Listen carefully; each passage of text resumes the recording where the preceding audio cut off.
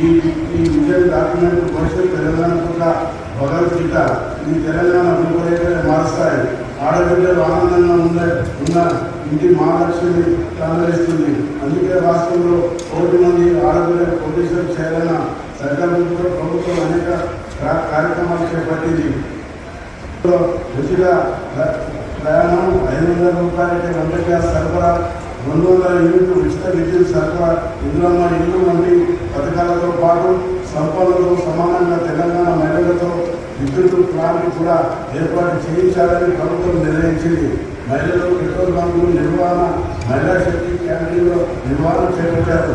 శిల్పారామంలో 100 ఇందిరా మహిళా శక్తి స్టాళ్లను ప్రభుత్వం ప్రారంభించింది. మహిళా సంఘాల ద్వారా 600 బస్సులు కొనుగోలు చేయించి ఆర్టీసీకి అద్దెకు ఇవ్వాలని నిర్ణయించాము. ఇందులో 150 బస్సులు ఇప్పటికే అందజేయడం జరిగింది. జిల్లాలోని 980 మంది మహిళలకు 3,495 స్వయం సహాయక సంఘాలు ఏర్పాటు విజయవంతంగా పనిచేస్తున్నాయి. 2024-25 ఆర్థిక సంవత్సరంలో బ్యాంకు మీడియా ద్వారా 2,794 స్వయం సహాయక సంఘాలకు మంజూరు చేయడం జరిగింది. ప్రస్తుత ఆర్థిక సంవత్సరంలో ఇప్పటి వరకు 42 స్వయం సహాయక సంఘాలు 3,34,00,000 రూపాయల రుణాలు మంజూరు చేయడం జరిగింది. పేదల ఆకలిని తీర్చడంతో పాటు వారి ఆత్మగౌరవంతో జీవించేందుకు ఇందులో ఇల్లు సన్నబియ్య పథకాలు అమలు చేస్తున్నాం. సంక్షేమంతో పాటు సామాజిక న్యాయంతో దేశానికి దిశానిర్దేశం చేస్తుంది.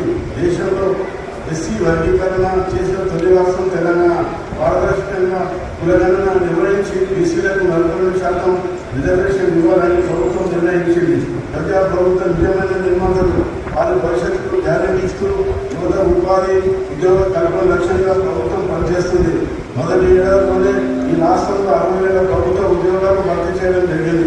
3 లక్షల కోట్ల పెట్టుబడులు సాధించి ప్రైవేట్ రంగంలో 1,00,000 ఉద్యోగాలు సృష్టిస్తున్నాయి. రాజధాని పథకం కింద సివిల్ చదివే వారికి ఆర్థిక సాయం అందిస్తున్నాం.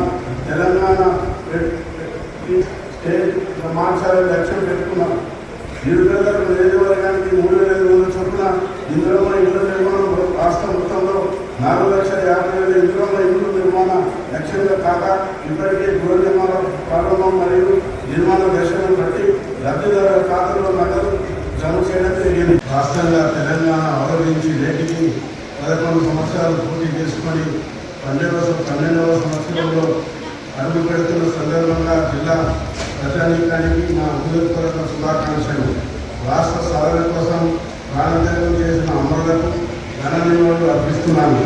గత సమస్యల నుండి బయటపడటమే కాకుండా దేశంలోనే తెలంగాణను అన్ని రంగాల్లో మొదటి స్థానంలో నిలపడానికి మన ప్రభుత్వం నిరంతర కృషి చేస్తుంది చెప్పడానికి సంతోషిస్తున్నాను. ఇతర రాష్ట్రాల్లో అమలు చేయని ఎన్నో పథకాలను మన రాష్ట్రంలో అమలు చేస్తున్నాం. తెలంగాణ రాష్ట్రాన్ని భారతదేశంలోనూ ప్రపంచ స్థాయిలోనూ అగ్రస్థానం నింపేందుకు గౌరవ ముఖ్యమంత్రి రేవంత్ రెడ్డి గారి నాయకత్వంలో తెలంగాణ రైజింగ్ 2047 విజన్తో ప్రజాప్రభుత్వం ముందుకు సాగుతుంది. తెలంగాణ రాష్ట్రానికి ఆర్థిక సామాజిక పరిపాలన రంగాల్లో ఆదర్శవంతమైన లక్ష్యాలతో తెలంగాణ రైజింగ్ 2047 విజన్ డాక్యుమెంట్ను రూపొందించినట్టుగా గౌరవ ముఖ్యమంత్రి రేవంత్ రెడ్డి ఇటీవల జరిగిన నీతి ఆయోగ్ సమావేశంలో వెల్లడించారు.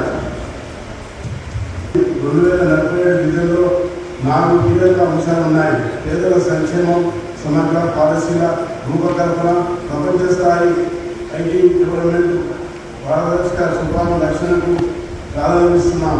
ఈ లక్ష్యం సాధనకు ప్రభుత్వం ఇప్పటికే పలు చర్యలు చేపట్టింది.